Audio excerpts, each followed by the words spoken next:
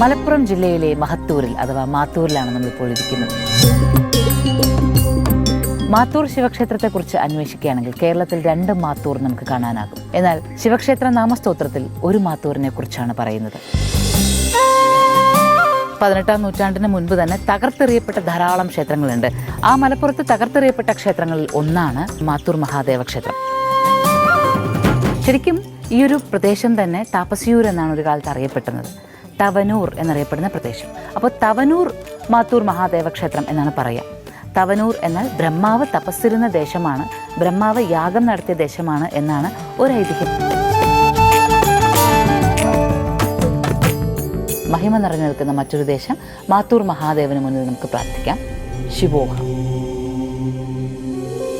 Moksha, journey to the self.